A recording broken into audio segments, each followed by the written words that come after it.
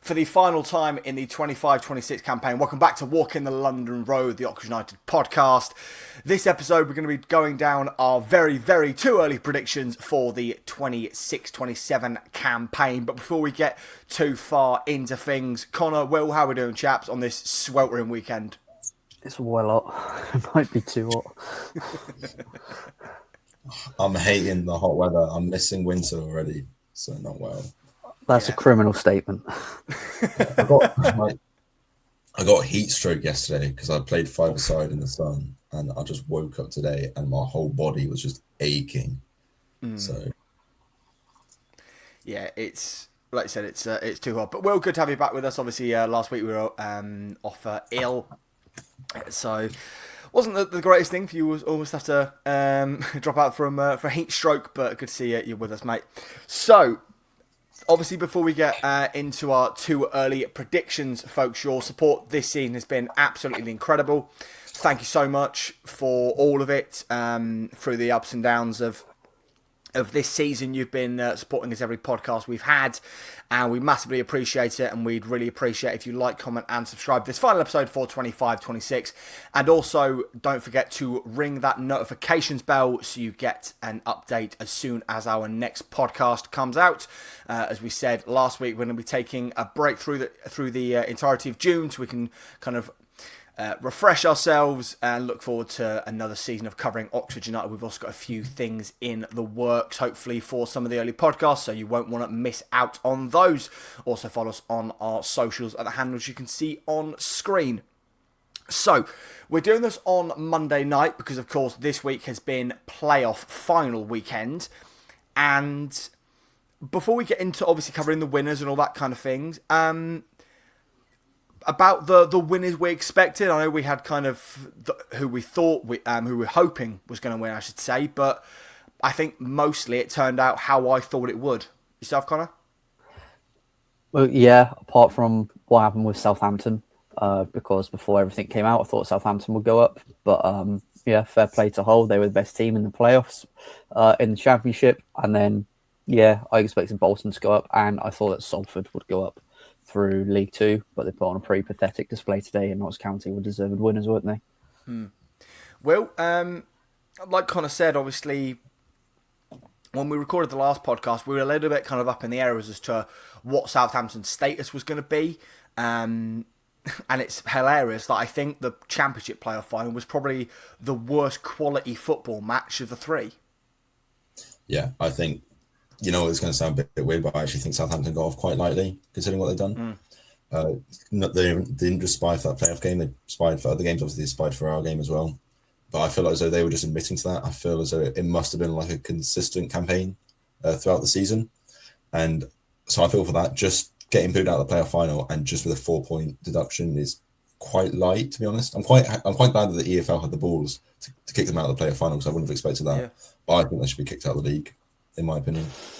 I'm not just saying that because I think we should take their place or whatever, but genuinely, I think if that's how you go about it, and if that's the punishment you receive, then it just sort of like, it just makes it seem as, oh, well, we'll just get a 4-point deduction next season, whatever, but we can just spy for the rest of the season. So, yeah, I think, yeah, basically, I just think it's a bit too light on them.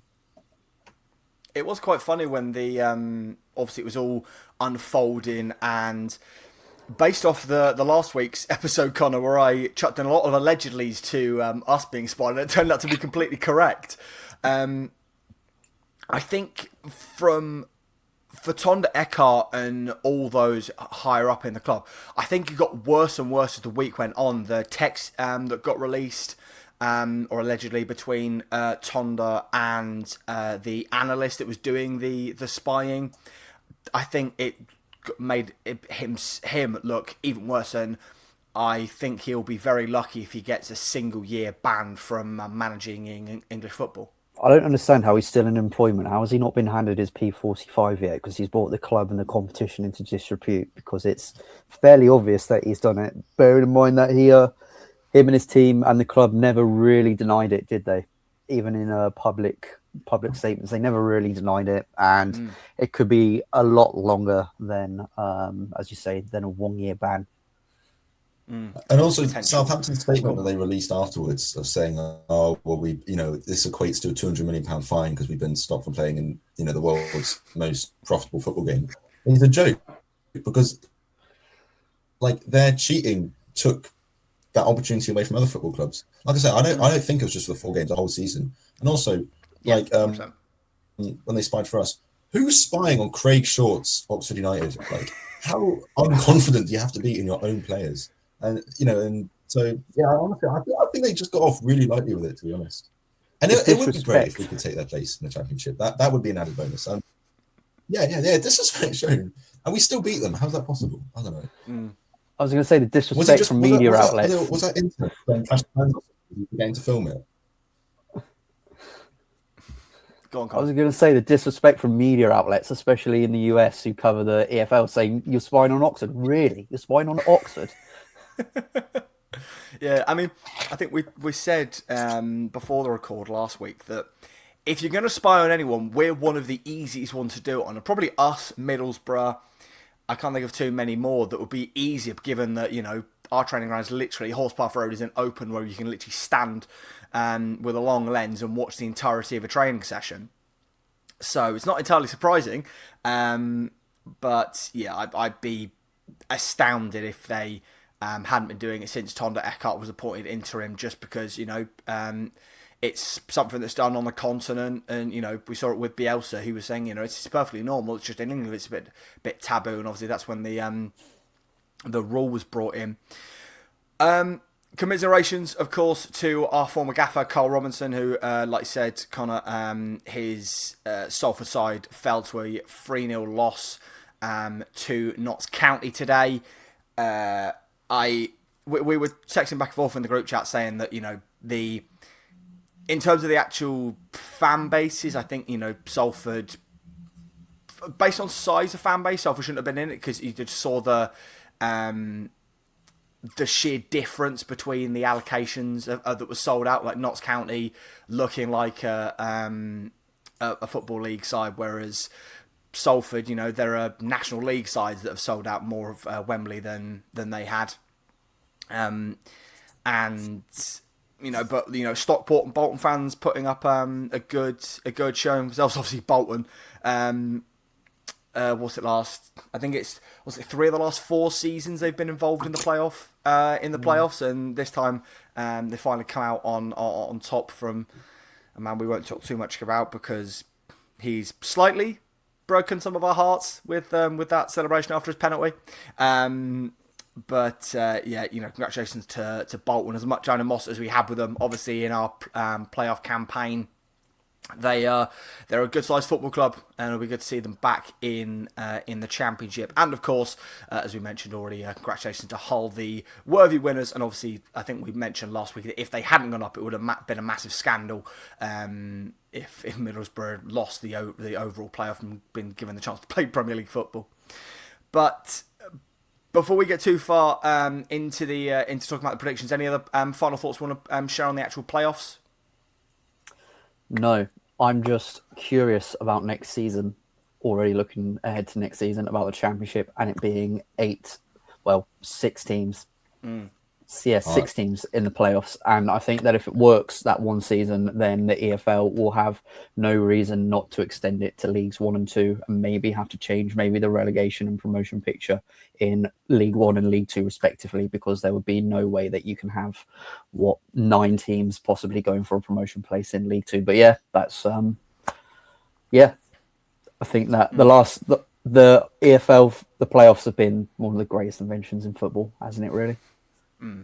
It is going to be very interesting to see what those playoffs are going to look like next season with how many extra teams are getting involved.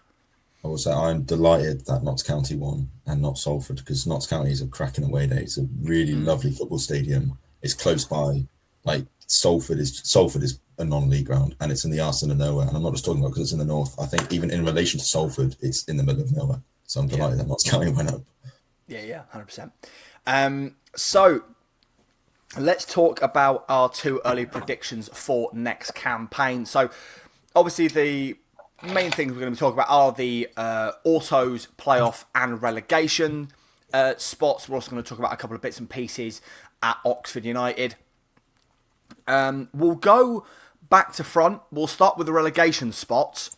Now, obviously, League One relegations have been so fascinating over the past couple of years because of the clubs that have been involved down that end of the campaign, obviously, or end of that table, I should say. We were obviously involved in 22-23, surviving by the skin of our teeth.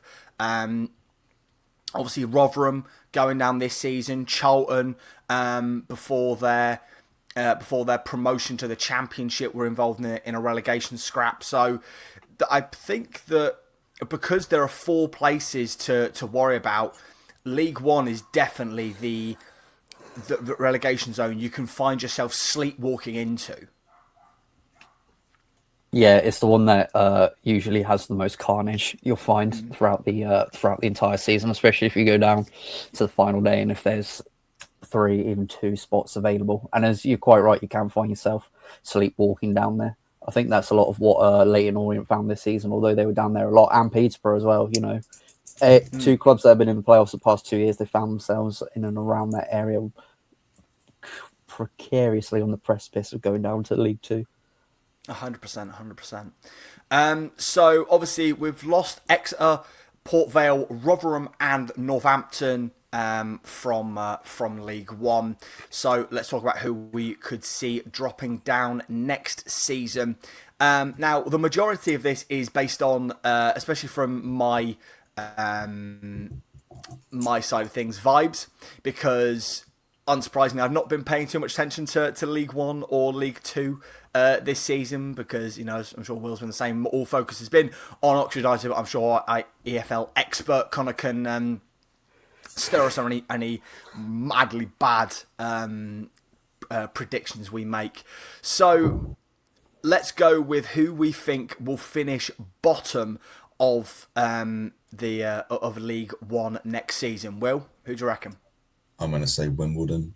I think they're quite a small club regardless. They survived by the skin of their teeth this season, and even towards the end of the season, I think in the last 10 games, if you look at the form table, they would have finished 23rd. So unless they have a miraculous transfer window, get some really good, youth players, loan players, whatever, I don't really see them surviving because it is quite a strong division next year. Connor, what do you reckon Wimbledon's chances are? Because like Will said, they've been they survived by the skin of their teeth by just 4 points this season. Do you know what I was going to say? Wimbledon finished bottom as well. So okay. Yeah, so they had a strong start to the season last year, and they're just finding the back of the net over the course of the last 2 months or so.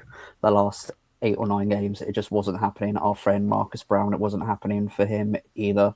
And as you say, they survived by the skin of their teeth and they tumbled like an absolute stone. I mean, even when they were in League One the first time around, it was such a marvellous achievement because of the size of the club that they were in the stadium that they were back then. But yeah, I agree. I agree with Will. I mean, especially with it being a fan-owned club, when you're that size and you have that size of ground, what is it? I think it's about 7,000 or 8,000. It's not like Portsmouth where it's at 18,000, 19,000 and it's part fan-owned. You can only generate so much cash and there's so much that you can spend. And I like Johnny Jackson as a manager. I think he's done so well to get them up to back after overseeing them relegated, getting them back up. But I think it might be a step too far this year. So I've gone for a different team to you two to finish bottom. I've gone for Burton because Burton have been, they've been the cockroach. With all due respect to Burton, we love the away day, but in the sense of they've been in the relegation fights for God knows how many seasons on the trot, and this season survived by 5 points. I think this might be the campaign that they tumble out of League One because there's only so many times that you can you cheat death to use a bit of odd phrasing, but you know what I mean. It's that kind of thing where I've just got a feeling this might be the year they tumble out. I was going to say, choose Burton at your peril because they've defied the odds the past, not just 3 years, the past 6 years or so. Yeah. So I think also with Max Croken in goal, I think he still plays for them. They're not going anywhere. He's at Millwall. No, he's at Millwall. So? He's at Milton. Oh, fuck's sake. Yeah, never mind. of course. He Ignore me. started against I was us gonna say, also, when they like, came to our place. regardless, Burton Albion just sort of, they always seem to survive. It's like their blood. They're like when everybody thought the Queen was immortal. That is Burton Albion. I don't think they go. I don't think they go down. I don't want them to go down. I was delighted when they stayed up because I thought if we go down, I love Burton away. But yeah, we'll wait and see. Like I said, this is too early predictions, so we'll probably get to when we do our proper predictions at the start of August, and I'll look like a bright prick. First, won't be the first time. So we'll fill out the rest of the relegation spots. Will, who have you got as your other three going down? Well, just say the rest of them. Okay, Yeah. So I'm going to say Peterborough. They've been on a downward spiral since they lost in their playoff semi-final to us, and I just feel like as though next season is the final step down. I think after them, I've sort of gone. I was a bit confused here, and again, this is purely based on vibes. I'm going to say one of Barnsley or Doncaster, which is a bit of a weird one, but I could tell Connor's itching to jump in, but they're not really doing anything in League One, and they seem to have no progress in getting back to the Championship. And so I feel like one of them is sort of on their way out. And for my other relegated team, this, again, a bit of a rogue shout, but I'm going to say Wigan, because that club is on its arse at the moment. Like, if you look at their stadium, they're filling like 50% of it. It's a former Prem club, and they're just sort of floundering in mid-table League One. So again, I feel as though next season is going to be the final step down for them. But I would also say don't take what I say too seriously, because at the start of this season, when we lost to Hull, I was gutted, not just because we lost in the 94th minute, but because I thought we lost to a relegation contender.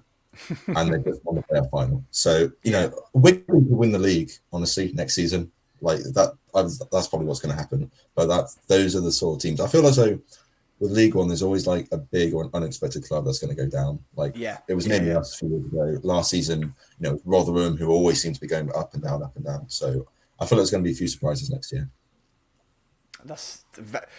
I think the Peterborough ones, that's an incredible shout. Doncaster, like Connor said, they were pretty comfortable away from that relegation fight to end this season. So we will certainly wait and see. And Wigan, they're very strange club, because like you say, they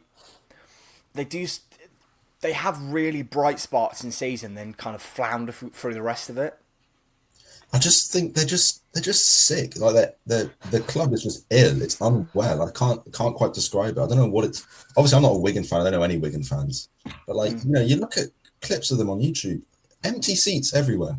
I'm not saying that's a sign of an unwell club, but this was a former Prem club. They used to pack out those stands every week, and now they're got Tuesday night with like 200 fans following them away or whatever. I'm no expert on Wigan, but it just has the vibe of a club that's severely unwell, and so I feel as though next season is going to be the one that the final drop down.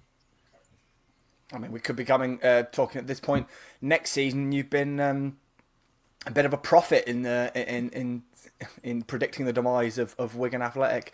Connor, it's only going to be one of the two. Connor, who have you got as your other two relegation? Other three relegation sides, I should say.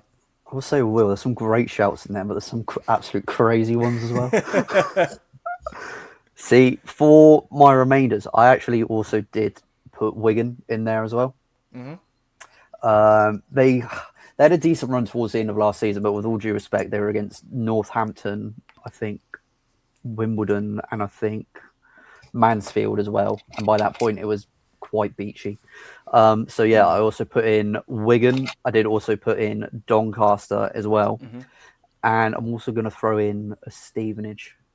Oh, okay. What? Yeah. They were in the playoffs, weren't they? Yeah, they were.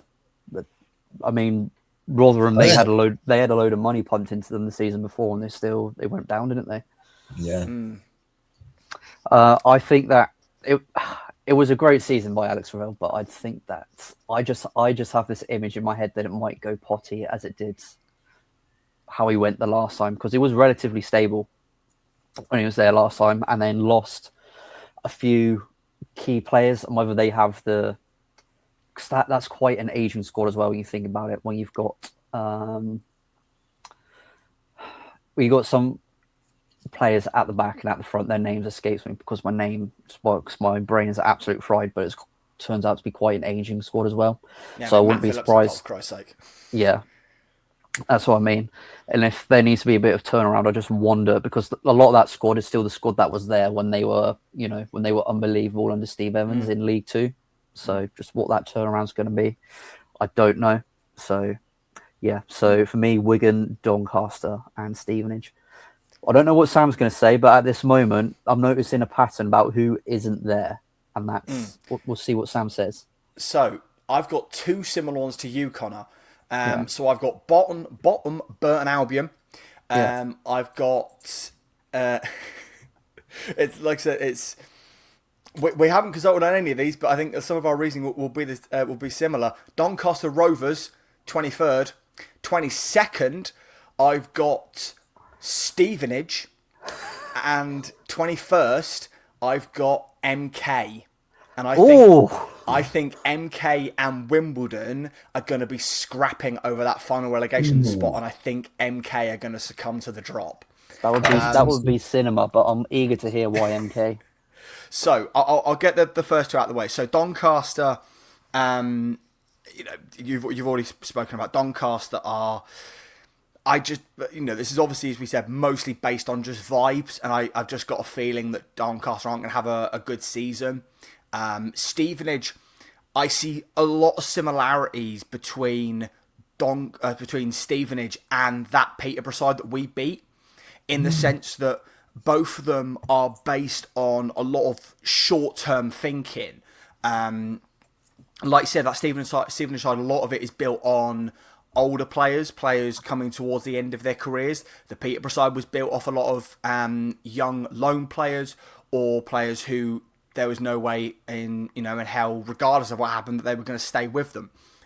So I just think that Stevenage, it's all going to catch up to them. And like I say, League One is maybe the most unpredictable relegation zone of all of the EFL leagues, and I think Stevenage could slip. Now, MK. So a part of it, like I said, it's vibes. I just think that as much as they have pumped into that, and they've obviously got a side full of a lot of EFL experience, I just think that of all the promoted sides, MK are the ones that will almost do it like a Charlton, and that's shoot for the moon, think, oh, okay, we might be able to make playoffs. They'll either bring in too many players or players that don't gel well, and they'll start on a horrific run, and it'll be a case of they're fighting tooth and nail to catch up to the rest of the division. And like I say, I think that there will be periods of the season where it will be Wimbledon and MK kind of match week to match week, swapping back and forth. But like I say, I think that MK will be the ones that in the end fall short. The counter that I would have to that is the man that's in MK Don's dugout, Mr. League One himself. True. So that would be my my main counterpoint. Like in League One, I don't think he's ever finished anywhere below 6th. I don't think.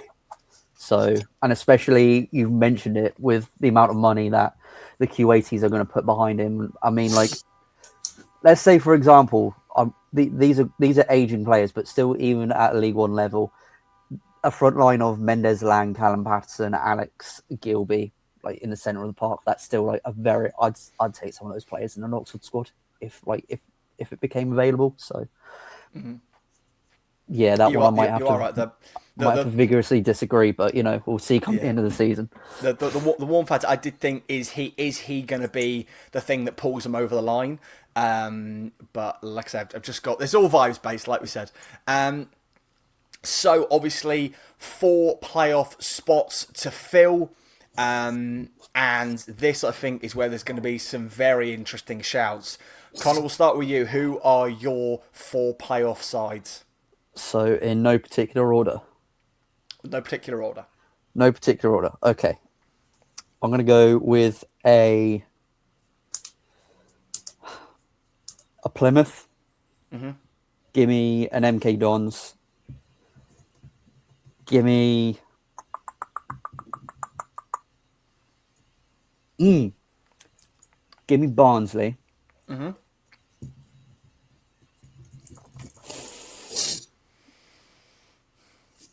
Do you know what? Also give me a Sheffield Wednesday. Okay. I think the most interesting one of those is Barnsley. Because Okay. obviously there's a lot of discontent around that club. They're obviously going to be looking for a new manager, I think, in the summer, if I remember correctly. There's a lot going on at Barnsley, so I think that's a very interesting shout. Put in Barnsley because of the manager that they're going to have at the start of the new season, Daniel Stendel. Last time that Stendel was there, they achieved promotion in 1819 in second place. He's been at big clubs in Germany before, and he had money to spend when he was at Barnsley. Now, these Barnsley owners aren't short of cash. Mm-hmm. The only reason he would have came back to Barnsley would be if he was told and he was promised and given assurances that he has cash, money, and resources to use.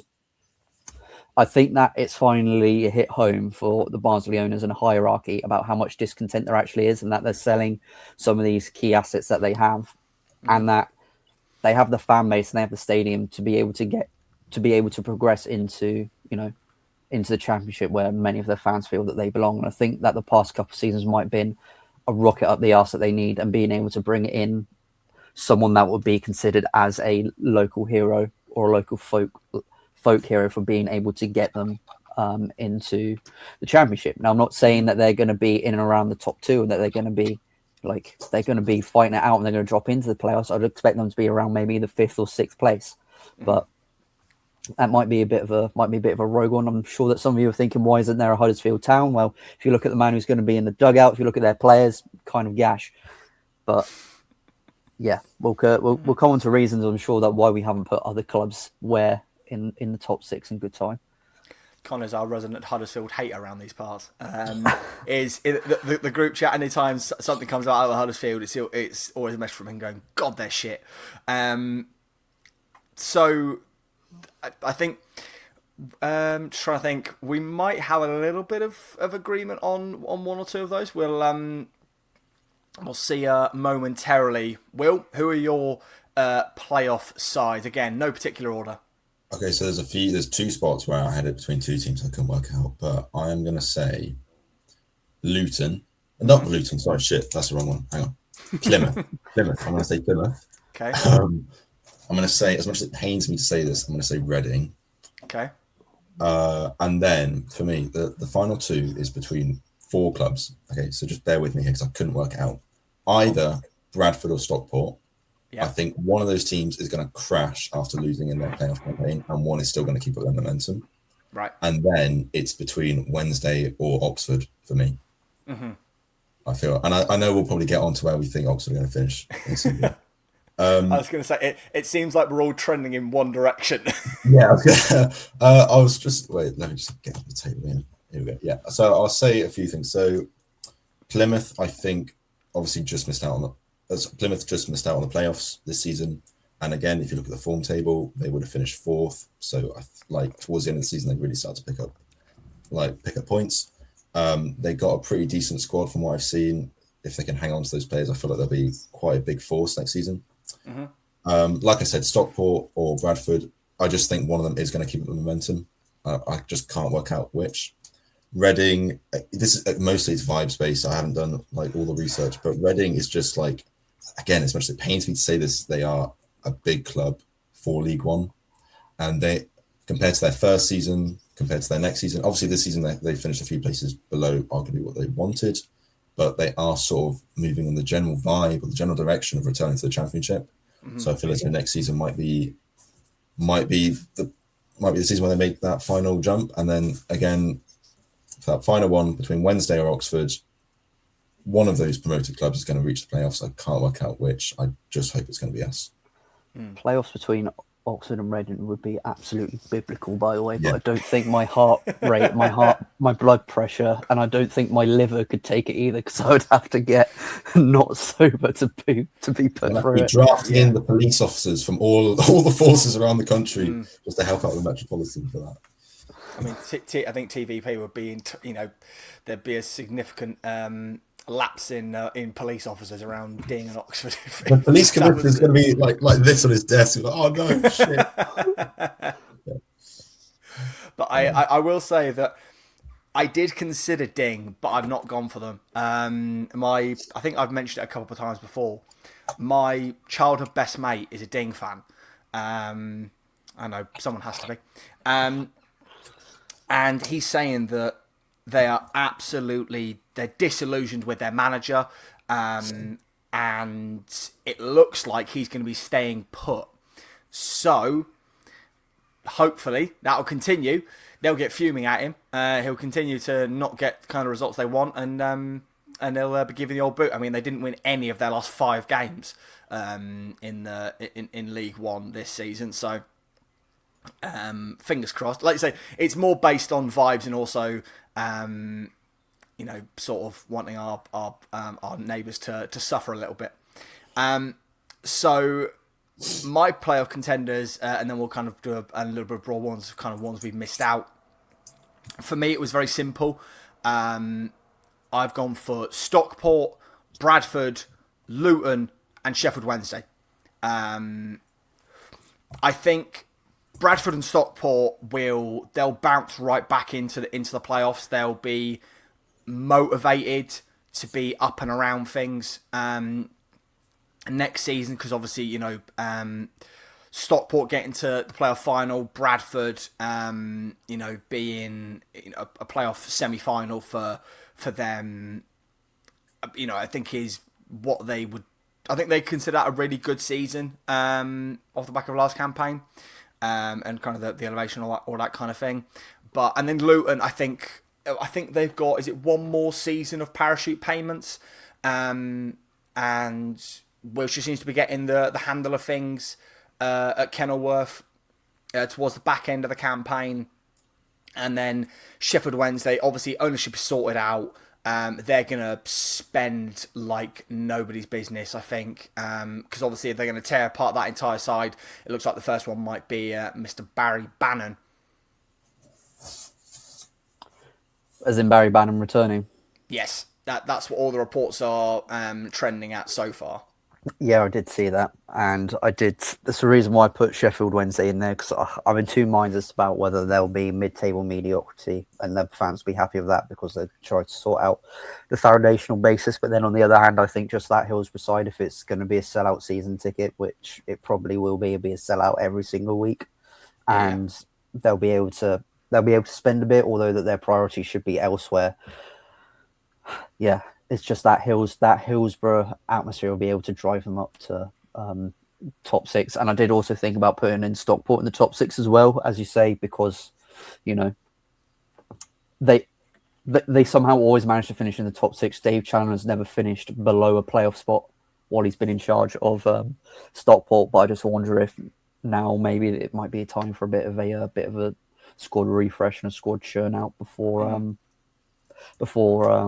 going again. And Bradford, yeah, that's fair. I'm sure that a lot of the fan base now will say that the playoffs is a bit of a benchmark of where we should be, because I think if the size of the club it wouldn't be out of place in the Championship.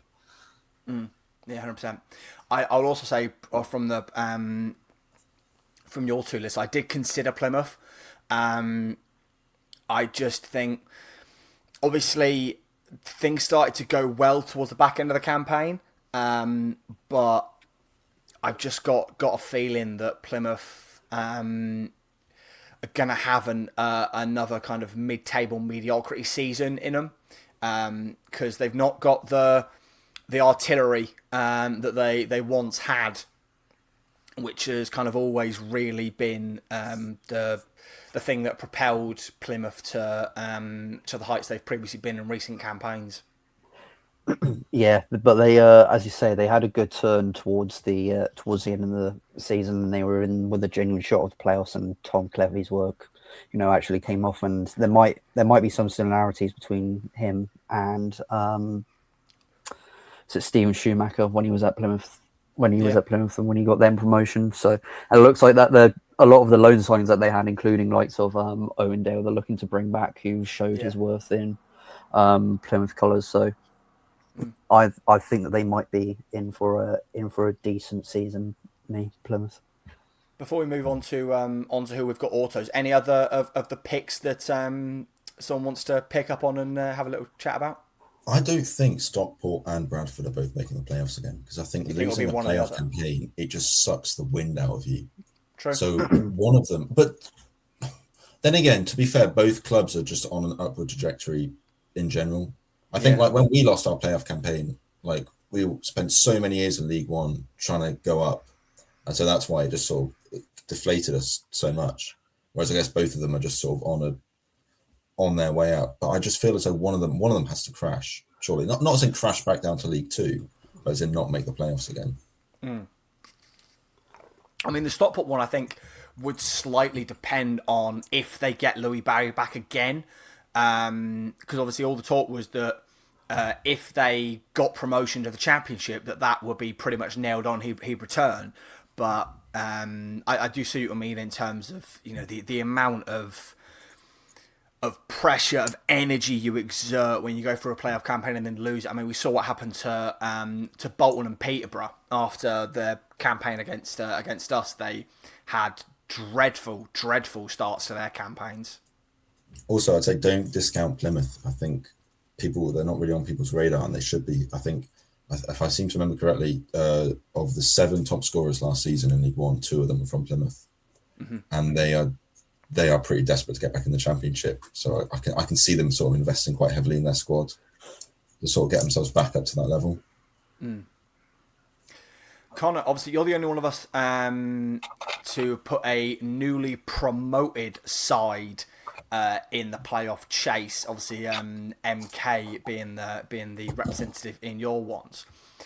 I will say I did consider Bromley, because I don't know, I've just got a feeling that Bromley are going to have one of their miracle campaigns, but maybe finishing just outside the playoffs.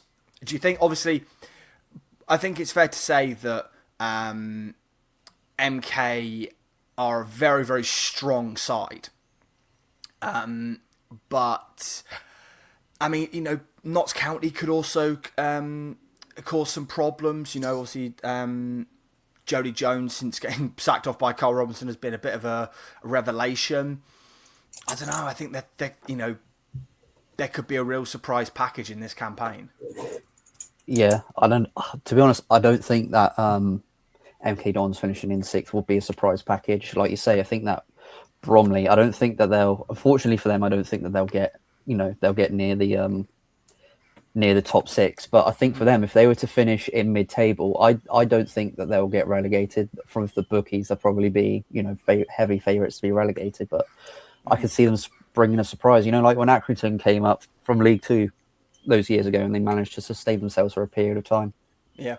I think they'll have a good go at it. I was going to say, I think they'll have a good go at it, and I wouldn't be surprised if they finish around like that mid-table area of the lower half of the table.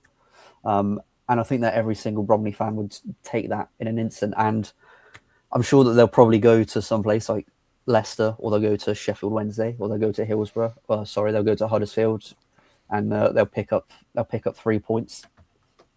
But with MK Dons, as I laid out earlier, it's mainly because of Paul Warne. He's going to have money, and the bloke knows how to get a club promoted out of League One. I keep going back to it, but he has the track record. Yeah. I mean, I'll say one thing, like track record. But Gary Rowett also had a good track record, and he's got 2 clubs relegated this season, which is quite impressive. Very true. A club that none of us have mentioned is Huddersfield, even though a couple of years back, they would have been Huddersfield are going up, because former Prem club, whatever, quite a big team, and I can just see them again finishing mid-table again, or as in the top half of mid-table. So I think this sort of shows the dangers of what happens if you just stay in League One for too long, because it is an awful division to get out of, and you stay in there for a few seasons and then you're there for eternity. That's what it feels like. I do agree on that. I think, and again, obviously, this is being said with, from a perspective of someone that's not really, has looked at Huddersfield a bit peripherally. It does seem like they fluctuate on their transfer strategy, and they go between signing proven EFL players, and then that doesn't really work out. Marcus McGuane's not exactly pulled up trees since going in there. Neither's I think Herbie Kane's still under contract at Huddersfield as well. I know what you mean. I don't think they're. I think Huddersfield are. Obviously we're looking much beyond next season here with this, but I think Huddersfield might be stuck in League One for a good couple years more. Could be another case of Sunderland, a Premier League club I say Premier League club, I mean like a big club for that division, and could be well stocked. Yeah. There's another club that's been relegated with us this season that I think could be in League One for a fair few years to come as well. Ooh, see, that suggests that we haven't all got the same autos. So my automatic, surprise, surprise, are Leicester City second and champions Oxford United. Will, any deviation? Yeah, massive. Okay. Actually, no, not massive. Ooh. Sorry. Leicester City top. Yeah, right. Easily. If they don't win the league by 20 points, they should stay down anyway, genuinely. And then automatic, I've got Luton because they're a club. Again, parachute payments, they're on the up. They did very well at the back end of last season. Okay. They should have gone up this season, which is their bad. I do not have Oxford in automatic spot, and I'm actually quite glad about that. But yeah, those are my top two. See, Will's playing it smart, because if he put Oxford in the top two, he's going to go in all summer thinking, yeah, we can actually do it. And now this way he won't be disappointed. Yeah. Genuinely. This is this is one of the things that's slightly got me nervous for next season, that a lot of Oxford fans, at least on Twitter, sort of seem to think that we're going to walk League One next season, or that we'll be one of the top clubs. And do you remember when we went up to the Championship and a lot of Oxford fans were like, we're just here for the vibes, whatever game we lose, whatever, we're in the Championship. But even then, there was still a lot of head loss when we were losing games. Can you imagine when we lose games in League One and every fan expects us to be winning the league or getting automatics? It's going to be brutal online. And also, like we were just saying with Huddersfield, League One is a dreadful division to get out of. It took Bolton however many years to get out of. Huddersfield haven't escaped it yet. We're going to be down there for God knows how long. If you expect us to just go down, we don't have the resources that Leicester have. So if you expect us to just get relegated into that division and then go straight back up, I just can't see it happening. And also, I'm not putting Oxford in the top two because you know how I am with predictions. If I put us top two, we're going to end up finishing bottom. So I'm quite happy to say that we're just going to break playoffs, and then I could deal with that. Yeah. Connor, you know how inevitable it is that we lose away to Bromley on a Tuesday night in February. Yeah. My top two, I've gone Oxford United in second, and then in first place, I've gone Luton Town. Oh. So not Leicester. So only Will and I have got Leicester City. That's I think the biggest surprise. We can talk about obviously we'll dive into our situation in a minute, but go on. Why no Leicester City? The whole club is a complete and utter shambles. You two both know it's an absolute mess. They announced over the weekend that they're getting rid of 10 of their players. They're letting their contracts run down, and I'll try and find the list. I'm not sure if either of you have seen it, but I'll definitely find it. And it's also worth mentioning that one of the reasons why they're in such deep shit is because their owner, he took out loans against his parachute payments. So that essentially means that his parachute payments the club can't use because he's taken out a loan. So the banks basically have debt against the club has debt against the parachute payments. So and the only way that they'll be able to spend is either through commercial income, and then also through ticket sales and anything that they make inside the ground or anything that they make inside the ticket office. it's going to be a complete restructuring, a complete rebuilding. They don't even have a new manager. It's clear that they're going to have to get rid of their head of football operations, their scouting networks, their negotiators. For example, I have a list here. If either of you have seen it, if I'm wasting my breath, please let me know. Sam's seen it. Okay. I saw that Daka, Lascelles, and I can't remember who the other one was. I saw like kind of the headlines that were leaving the club. Ayew, Ricardo, Marcel, Begovic was also going. The loan spells of Jordan James, Aaron Ramsey, Joe Rebo, Richards, Mukasa, they're all going. It seems like they might be going down a bit of their youth academy route by exercising a lot of options in their youth academy. So they might be young, hungry, great players, but there's going to be a bit of an unknown. There is the potential that, like, with such animosity that there is against the ownership and the way that the club is being run, that Leicester might experience themselves being a Sunderland and lingering in League One for 3-4 years before eventually a new ownership comes in and they can sort themselves out. But yeah, I think for Leicester it's going to be it's not looking good. Like, West Ham went down yesterday, and I think the two clubs are in similar positions. Like, they know they're going to have to get rid of some of their players, and they know that it's going to be a bit of a horrific season in terms of attendances, who they're playing, what they can spend. So, and as I've previously mentioned, the unease, and there's no clarity on who's going to be in the dugout. So yeah, at this present moment, Leicester City not getting top 6. I'll say that I do understand it, because obviously the names that aren't on that list are the likes of Victor Christensen, who has already since their relegation come out and described a potential move back to FC Copenhagen as a lifeline. Also, I think Skip and Winks, correct me if I'm wrong, weren't on that list. I think they've got contracts for a while. Obviously, they're on fat wedges, so they're going to be spending likely the entire summer trying to get rid of those lads on massive deals. Obviously, the likes of Ayew and Pereira and Lascelles and Daka going. That's already a lot of money off the wage bill. But I do see what you mean in terms of, like, it is arguably a bigger rebuild job than Sheffield Wednesday. Because Wednesday have spent basically nothing. They've got, I'd say that team they've had this season is fine, maybe for League One level. They just obviously, I think, make the players that majority started this campaign the second string, and bring in some players that can actually, help the club kick on and get back in amongst things. But you're right, there is such a massive job to do at Leicester. Will, obviously, you and I have got them winning in the top 2. You've got them winning the league. I've got them coming second. Is that? Because for me, partly it was based on Leicester City. They were in the Premier League 2 seasons ago. I guess maybe expectations more took precedent over kind of maybe the reality of how bad their situation is.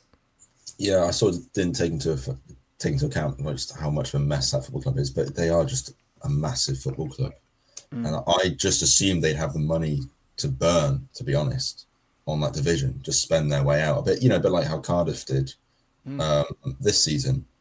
So that was my logic. But you know what, Connor is probably right, and maybe the shock of being in League One for Leicester City as a club and as a supporter base is going to be too much for them in their third season. Once they experience, like Burton away on a Tuesday night, they're going to think, "Oh, fuck this," and so their tendency might trophy. Hey, that's a local derby. Yeah. That's a local derby. They should be up for it. Leicester. But I can't see them not going straight back up. I don't know what it is. It's like when Cardiff went down to League One. There are a few things. Maybe they won't go back up. But surely, like Cardiff City, like arguably the biggest club in Wales, they're not just going to bounce straight back up, and they did. And it's the same for Leicester. But maybe just the shock of capture. A supporter base who's used to Premier League football. Arsenal, Tottenham, Man City away.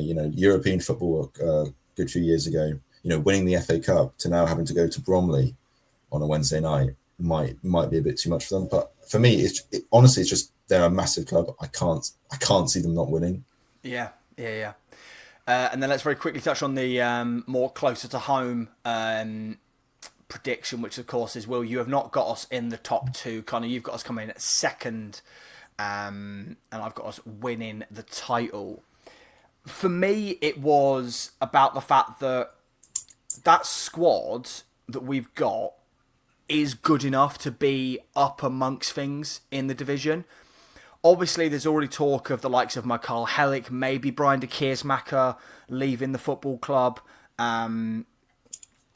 But I think the club, is prepared for that.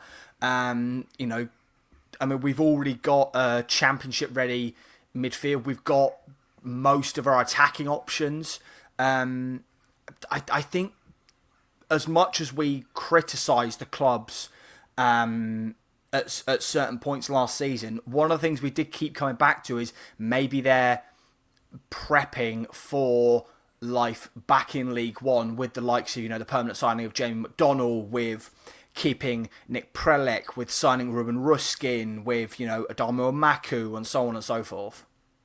I will say this, Sam, I didn't have them finishing first, but like I said in the chat before we came on, it's going to be tough, and it's not going to be a walkover. And to be fair to Will, I think that a lot of fans on X have also said that it's not going to be that whatsoever. I think that there's a lot more pessimism than than a lot of fans are being given credit for. But the way I see it is that this is a weaker League One than when we got promoted. It's a weaker League One than last season. In my mind, I don't think that there has been a better opportunity for clubs like Oxford, like Luton, even Plymouth. Those are like my big three at the moment to get another league title.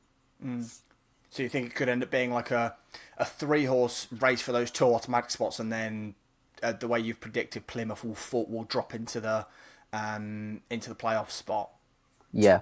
But at this moment in time, like today, with the squads that we have, there hasn't been a better opportunity for, purely from an Oxford point of view, for Oxford to get another league title. Yeah. Well, very very interesting. There, let us know in the comments, folks, your too early predictions. Like I said, we'll do another predictions episode when more business has been done. By all the respective clubs in League One. We'll very, very quickly touch on another few of the categories we've got here. So we've got, just fire off the name that we think. So who do we think will be Oxford's top goal scorer next season? Will? I worked out top goal scorer for the whole league. I didn't put Oxford's. Oh gosh. Okay, off the top of my head, I have. Honestly, I can't say, because I'm just going to hope that we bring in like a prolific goal scorer over the summer, or else it's going to have to be Mark Harris. And to be fair to him, forgetting this season, he's a pretty decent League One striker. So it's probably going to be Mark Harris. Con? Right now, Mark Harris. Okay. I went with Nick Prelec just because I'd like to see a bit of a change. We've obviously, Spiker was top goal scorer last time round. Oxford United player of the season for League One, Con? Also League One player of the season, Cameron Brannigan. Oh, okay. Will? Tyler Goodrum. He's going to shine once again, hopefully. I've gone with Tyler Goodrum as well. Hopefully he can recover from that the injury. He's I think he's back on the training pitch, and he's very much a player that can rip up that division. Actually, no, I want to take that back. Sorry. Oh, go on. I'm going to change it just because of how it seemed, how kind of basic it was.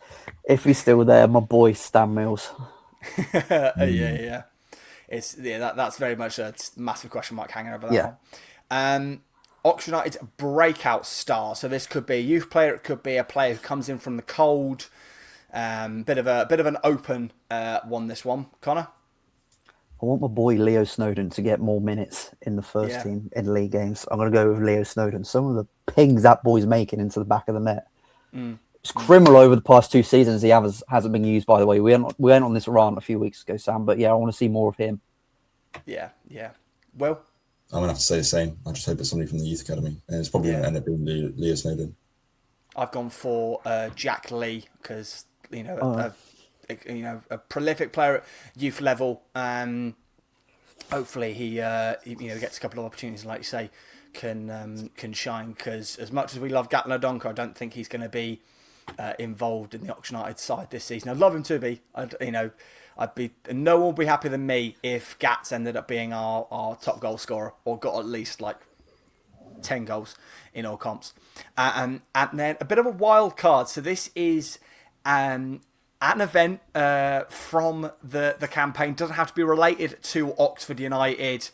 I've gone for that a fixture this season is going to be abandoned and has to be replayed behind closed doors because of fan unrest. I had in mind, obviously with what I said earlier, I thought the most likely it would be is if that relegation scrap is going on between Wimbledon and MK. But it could be us and Ding. It could be there's a couple of derbies in League One next year. Not as many as in the Champ, but I've got a feeling we haven't had that happen for a little bit now. Will? I think during sort of the winter period, Plymouth are going to play very few home games because they're all going to get called off for stormy weather. Ooh, Great shout. If you remember our one, it was last season. Yeah, it got called off, and I just think they're in that part of the country that seems to always get battered by strong wind and whatever. So I feel like that's what's going to happen. That's a great shout, Con. It's the worst thing that could happen, and yet it would be so Oxford United. When I say it's the worst thing, it's not the worst thing, but it would be very Oxford United. It would be Liam Richardson gets sacked in October, November, and who's the next game that Reading play? Oxford United at home. Yeah. Oh God, yeah. Oh God, yeah. I hate that, but also I can very much see it happening. And then Charlie Savage scores as well, and then he does the. You know it to be true. Yeah. I've also got this horrible feeling that Wing's going to put in an absolute. If he's still with them, he's going to put in a bit of a masterclass against us. But those were our two early predictions for the 26-27 campaign. Like we said, we'll be here all campaign to cover what's going on with Oxford United. But before next season kicks off, we're going to have a little break through June so we can enjoy the World Cup and also, if we're all honest with ourselves, not have to record in baking hot rooms because I think this episode's been hard enough already with it being 30 degrees outside. But like I said, folks, thank you so much for all your support this campaign. It's been phenomenal. We were the smallest fan base in the Championship, and your support time and time out has been superb. Even those like Hull and Brum fans that came and watched the video just to hate watch and laugh was, every view is appreciated. Follow us all on socials that you actually can see on screen. Like I said, please remember to ring that notification bell so you get notified when we next upload a podcast. And we'll see you at some point through July for the first podcast of the next season.